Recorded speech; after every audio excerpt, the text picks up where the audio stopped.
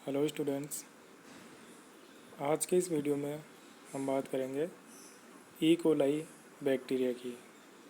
E coli इस्चेरिया coli bacteria की। ठीक है।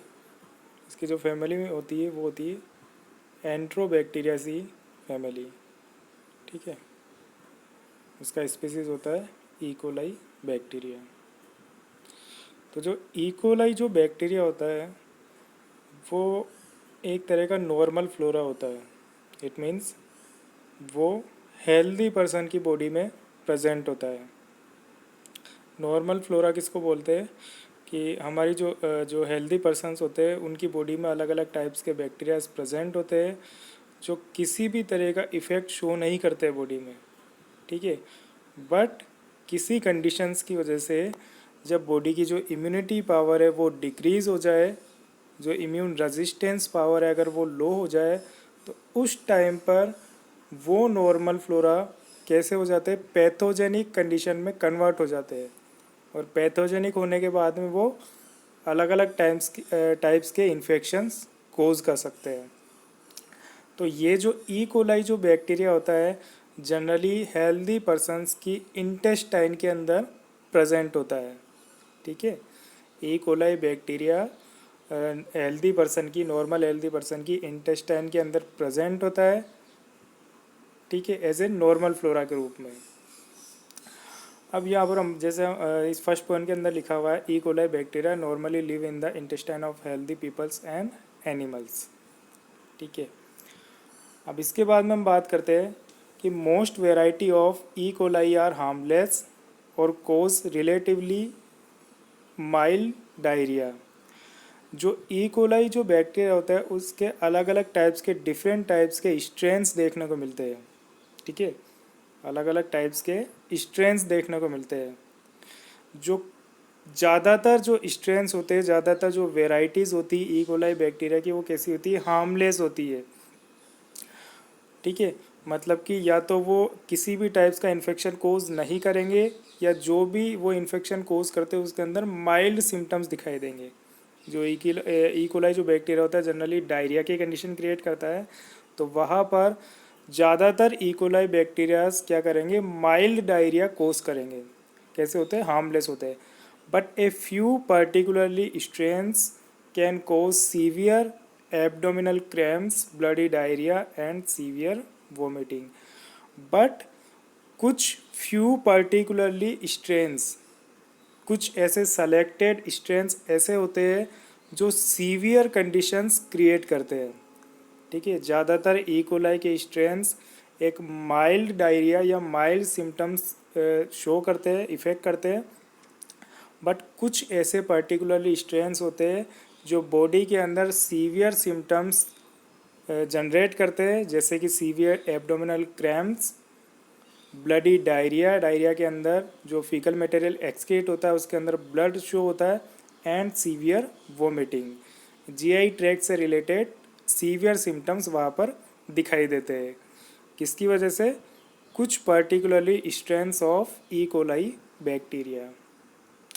अब इसके बाद में हम बात करते हैं इसकी मॉर्फोलॉजी की कि किस तरीके इसके जो स्ट्रक्चर होती है, किस तरीके से बैक्टीरिया डेमोस्ट्रेट होता है।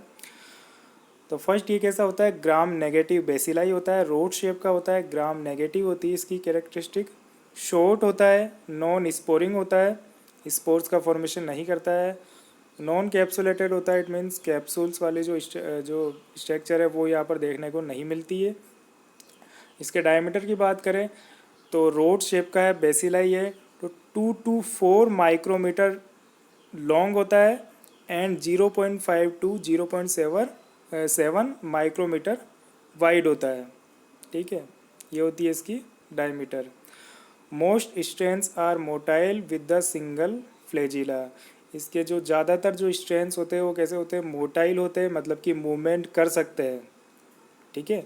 एक जगह से दूसरी जगह मूवमेंट कर सकते हैं, मोटाइल होते हैं, with the help of single flagella, क्योंकि उनकी स्ट्रक्चर पे एक फ्लैजिला लाइक स्ट्रक्चर पाई जाती है जिसकी वजह से वो क्या करते हैं, मूवमेंट करते हैं। कल्चरल कैरेक्टर्स की बात करें कि किस किस पर्टिकुलर कल्चर मीडिया के अंदर ग्रोथ करता है, तो सबसे पहले यहाँ पर एरोबिक होता है, ऑक्सीजन की प्रेजेंस में ग्रोथ करता है। एंड फैकल्टेटिव एनारोबिक होता है, ऑक्सीजन की प्रेजेंस में या फिर ऑक्सीजन की एब्सेंसी में भी ग्रोथ कर सकता है।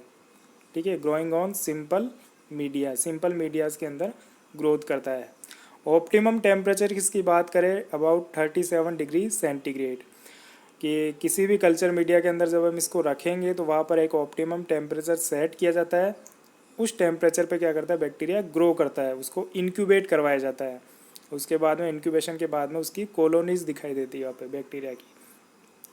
जैसे लिक्विड मीडियम के अंदर इसको रख के इंक्यूबेट किया जा सकता है। न्यूट्रिएंट एगार मीडियम यूज़ किया जाता है। उसके बाद में मैकोन की एगार कल्चर मीडिया यूज़ किया जाता है और ब्लड एगार मीडियम के अंदर इसको कल्चर करवाया जाता है। इन पर्टिकुलर कल्चर मीडिया के अंदर इसको रख के optimum temperature, optimum pH set करके वहाँ पर ओवरनाइट इंक्यूबेट करेंगे। इसके बाद में क्या करेगा, बैक्टीरिया उसकी ग्रोथ शो करेगा वहाँ पे। ठीक है, अब इसके बाद में यहाँ पर हम टॉक्सिन सब्सटेंसेस की बात करते हैं। तो जो ई कोलाई जो बैक्टीरिया होता है उसके कुछ स्ट्रेन्स ऐसे होते हैं जो हाईली टॉक्सिन सब्सटेंस रिलीज़ करते हैं बॉडी में, जिसकी वजह से अलग अलग टाइप्स के इन्फेक्शन कोज होते हैं। जैसे कि कुछ जो स्ट्रेन्स होते हैं वो एंट्रोटॉक्सिन रिलीज़ करते हैं, और इस एंट्रोटॉक्सिन्स की वजह से क्या होता है, जो कि इंटेस्टाइन को अफेक्ट करता है और वहाँ पर डायरिया की कंडीशन प्रोड्यूस करता है। हीमोलाइसिन रिलीज़ करता है।